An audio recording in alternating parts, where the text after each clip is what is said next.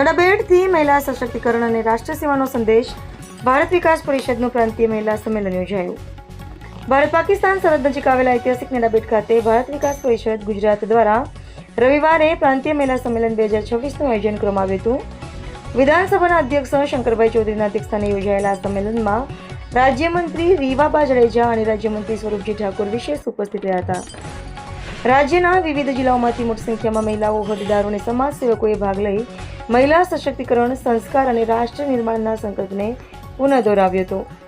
પ્રાસંગિક ઉદ્બોધનમાં વિધાનસભાના અધ્યક્ષ શંકરભાઈ ચૌધરીએ જણાવ્યું હતું કે સમાજના સંસ્કાર, સેવા અને રાષ્ટ્રપ્રેમના મૂલ્યોને મજબૂત બનાવવામાં ભારત વિકાસ પરિષદ જેવી સંસ્થાઓની મહત્વપૂર્ણ ભૂમિકા છે. તેમણે કહ્યું કે સરહદી વિસ્તારનો વિકાસ દેશના દૂરંદેશી નેતૃત્વનું પરિણામ છે અને નડાબેડ આજે બોર્ડર ટુરિઝમના મહત્વના કેન્દ્ર તરીકે વિકસી રહ્યું છે.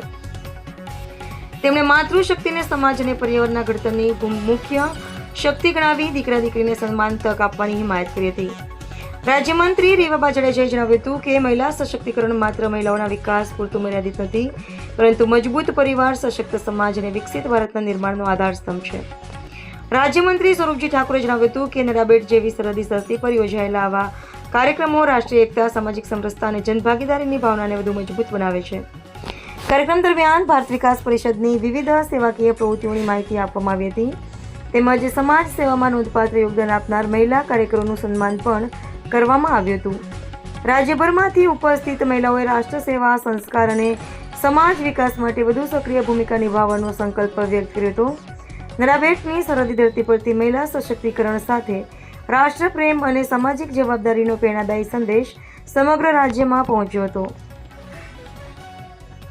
બોર્ડર પરિફેરીનો આપણો આ જિલ્લો, ત્યારે જેટલા પણ બીએસએફના જવાનો આપણા ગુજરાત રાજ્યની બોર્ડરને, ભારતની બોર્ડરને સુરક્ષિત કરવા માટે થઈ અને હર હંમેશ ઋતુ જોયા વગર, દિવસ રાત જોયા વગર આપણી સલામતી માટે જ્યારે ઊભા હોય, ભાઈ બનીને ઊભા હોય, અડીખમ એક દિવાલ બનીને ઊભા હોય, ત્યારે એમના માતૃશક્તિને પણ હું એમના ચરણોમાં વંદન કરું છું. મા નળેશ્વરીજીના ચરણોમાં પણ વંદન કરું છું.